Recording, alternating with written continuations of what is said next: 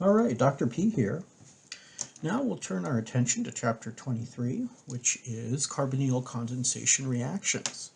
And in this first lecture, we'll look at the first of our three carbonyl condensation reaction categories that we'll be looking at in this chapter. And that in particular is the aldol condensation. In later lectures, we'll take a look at the Claisen condensation and the Michael reaction.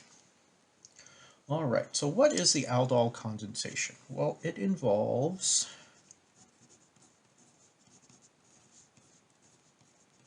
at its simplest an aldehyde or ketone that has an alpha hydrogen and some other kind of carbonyl compound. And then in the presence of base, we can get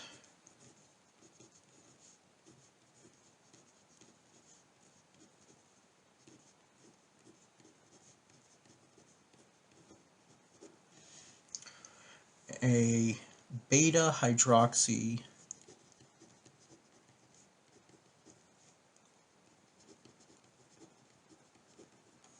aldehyde or ketone. So we could get, depending on if we had an, if we had an alkyl group there, we'd be getting a beta hydroxy ketone. And what do we have here? Well, this is our alpha carbon, the first one, and our second carbon is the beta carbon. So we've got our hydroxy group here. So beta hydroxy aldehyde in this case. Now, if we react things further, if we heat things up in the presence of base and dehydrate, we can get an alpha-beta unsaturated aldehyde or ketone.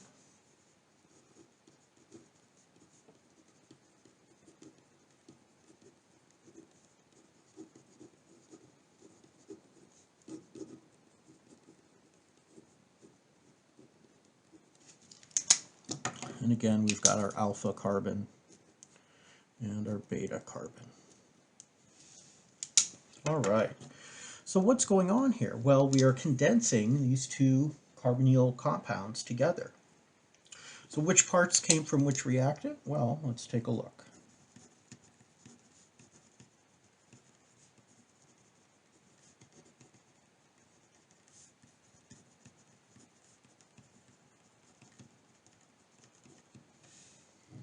So if I have my acetaldehyde in this case, scoot that up a little there so you guys can see it. And then I'll bring in my blue formaldehyde here.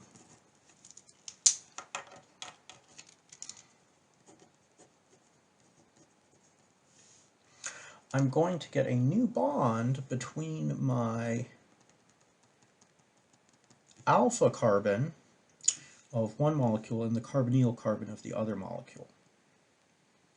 So I will have HC double bond O C H H.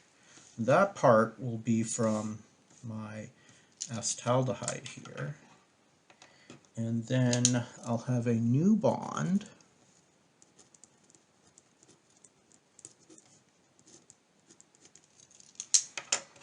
and then I will have my CHHO.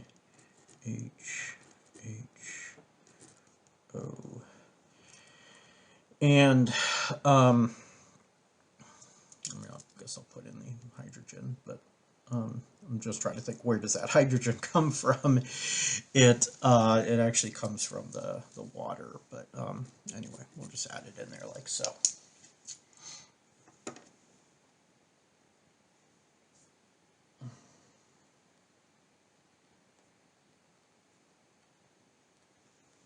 I should actually be good about that, and I'll just put that in black because it kind of comes from, because that guy gets pulled off and makes water, and then we can get that protonated from the water. But we'll look at the mechanism in just a minute. So we have part of the molecule came from the thing that forms the enol or enolate, as we'll see in the mechanism, and the other part comes from the carbonyl, which acts as our electrophile. So let's take a look at that mechanism then.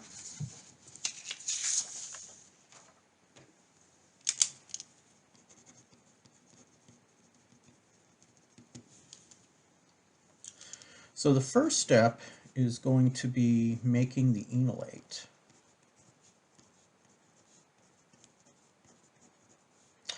And I know OH minus is not a strong base. Well, I mean, it is a strong base, but it's not strong compared to like LDA.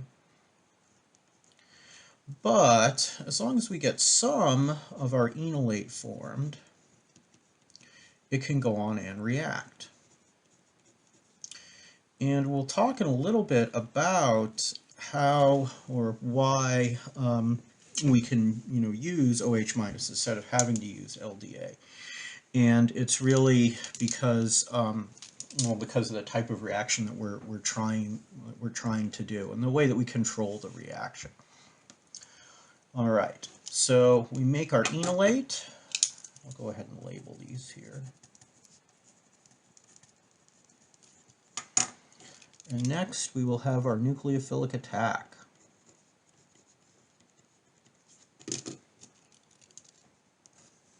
Oops, why am I drawing that in red?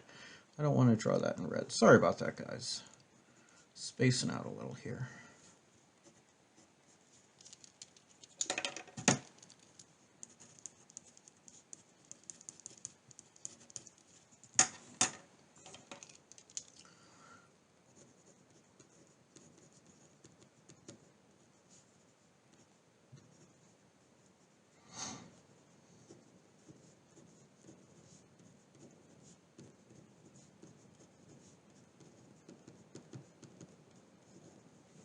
All right, and then we'll go ahead and get a proton transfer here.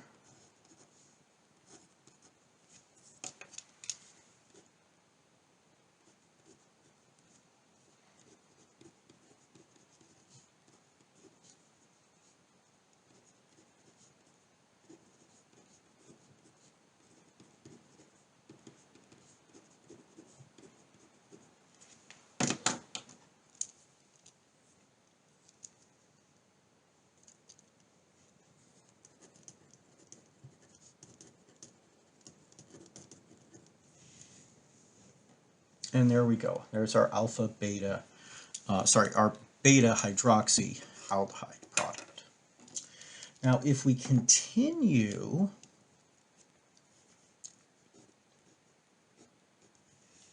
and we don't have to continue, but if we continue,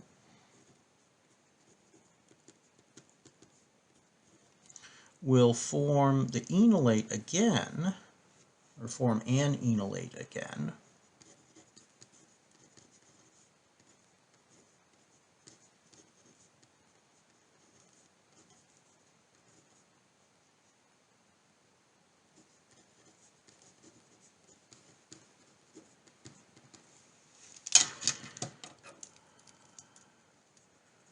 So deprotonation to make enolate, and then we can have loss of leaving group, and that will give us our final alpha beta unsaturated product.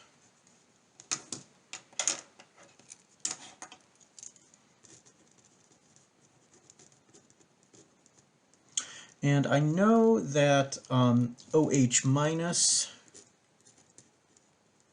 is not a great leaving group, but we can kind of justify it by saying, well, I mean, we had OH minus to begin with, so we're just making some more of it, and we had used it up in this deprotonation. It's driven forward, this reaction, after we get the beta hydroxy species. It's driven to the alpha beta species by loss of water. So we're pulling off that hydrogen and losing the OH here. So that's a net loss of water. And so we do this like, under reflux or something, and conditions where we would dehydrate our molecule. Now this could also be acid catalyzed.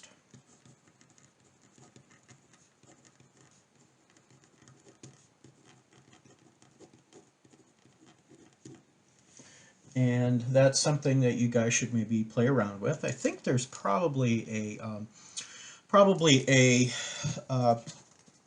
practice problem where you take a look at trying to come up with the acid catalyzed mechanism, but something you might want to try on your own. All right, so that's the mechanism. Of course, you'll want to be able to write a mechanism for an aldol condensation. But it helps to be able to identify if an aldol condensation is happening. For one, you want to know what kind of mechanism you might have to draw, but also for just like predicting products and starting materials and stuff. So let's look at identifying aldol products.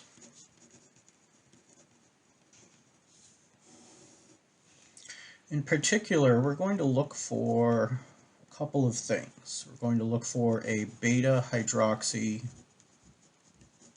ketone or an alpha beta unsaturated ketone or aldehyde. So for example, let's take a look at some of the following here. Which of the following are products of an aldol condensation? All right, so I'm going to draw some examples here.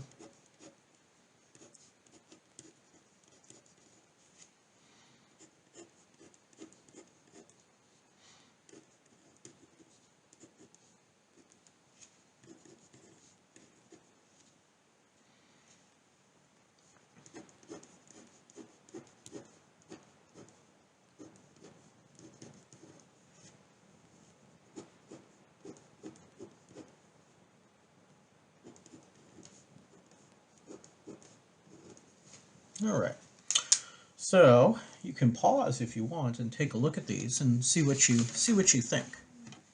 Let's go ahead and take a look. So after you've paused and come back, let's take a look. What we want to do is figure out what's on the alpha and beta carbons. So with this aldehyde, I have an alpha, I have a beta, that's actually gamma, and this would be delta. So this is a gamma delta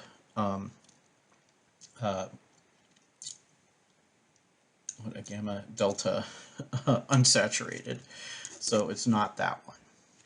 Here I've got alpha, beta, gamma, again not that one either. Here I've got alpha, beta, I forgot something on this one, sorry about that. That was supposed to have an OH on it.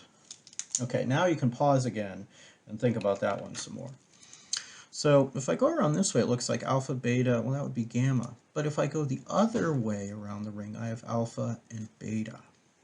So yes, that is one, and this is my new bond here.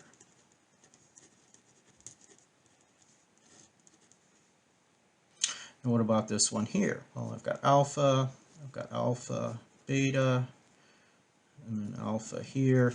But I have an alpha beta unsaturated. So this is yes as well. And there's my new bond. So this is something we'll do in class, I think. I'll have some more practice of this kind. Okay, let's see here. Really, a lot of these, the carbonyl condensation reactions, it's best to do a lot of practice, and I think I've got some good problems on the practice problem sets. You'll take a look at those. I do want to talk about something, and that is controlling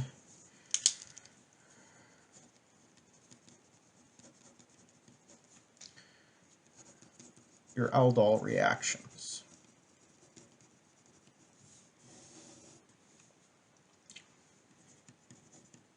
So we could try to do something called a crossed aldol.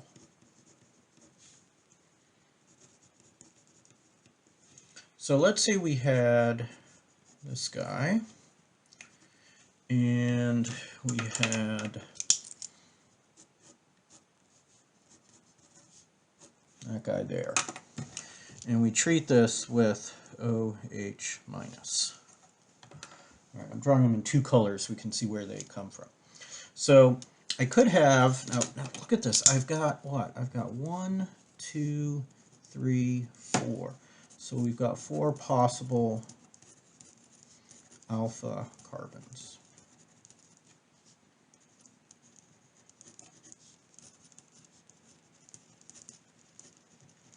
And any of those guys could be enolates.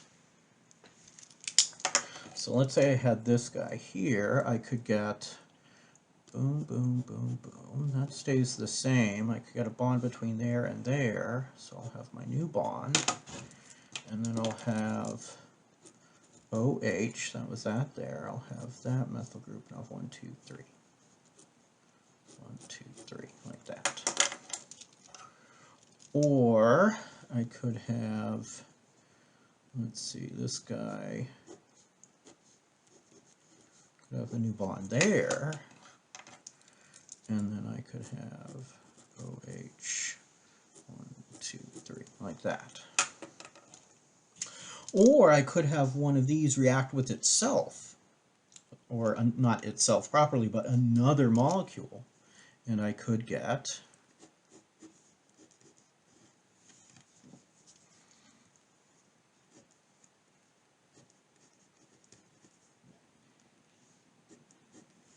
like that.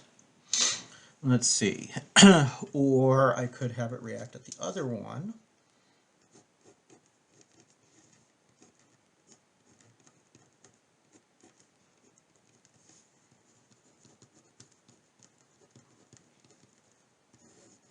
And these are what we call self-aldols. Sorry, that got cut off there on the screen.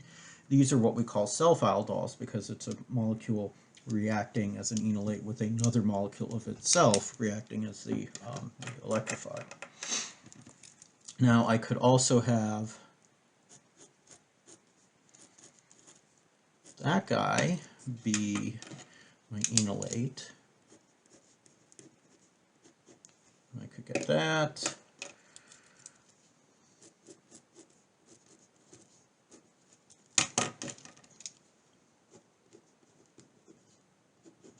Get that. So we just put pluses in here because we're getting all of these. And I could get also self-aldols.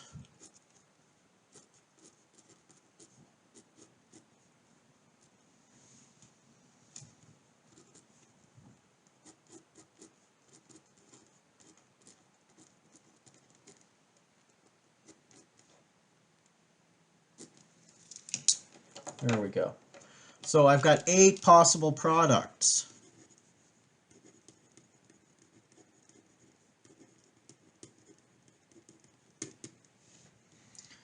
How in the world am I going to control this? All right, well, let's think about this for a minute. What can we do? Now, thinking back to the last lecture when I talked about alkylating enolates, we used LDA. So there are things that we can do. So to do crossed aldols, we could choose our enolate carefully.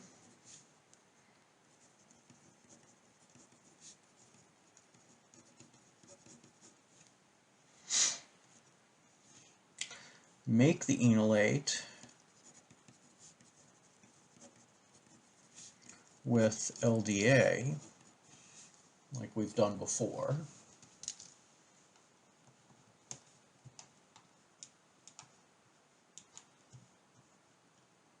feel like this, hold on one sec here, I feel like this isn't very bright here.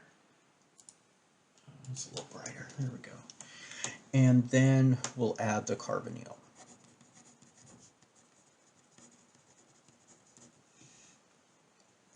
So for example, we could do something like 1 LDA, 2, let's use our carbonyl here,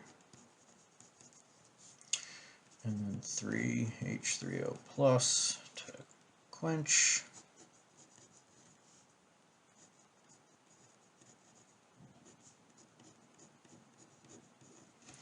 And now we've got our beta hydroxy species here. And when we add LDA, we add an stoichiometric amount so that we get all of our acetone molecules turned into enolates. So now none of our acetone molecules will react with other acetone molecules, and we'll only get reaction with the carbonyl that we add. So that's the only thing that can happen. The other way that we could try to control this is we could keep the enolate concentration low.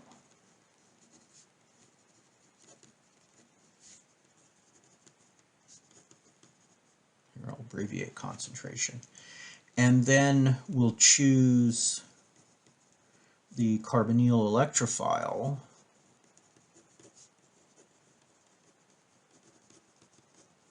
carefully.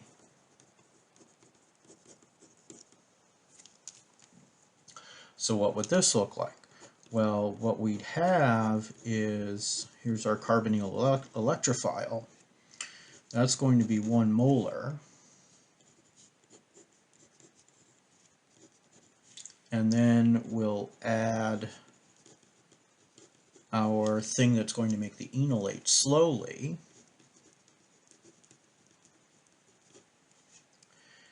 And now we can use our weaker base. And the thing is, as this gets added slowly, some of it will form an enolate, but because we don't have a lot, we've got a lot more, we've got 1 molar of this stuff, any enolate that's formed will be much more likely to bump into one of these molecules and react with it, and we'll end up getting our product.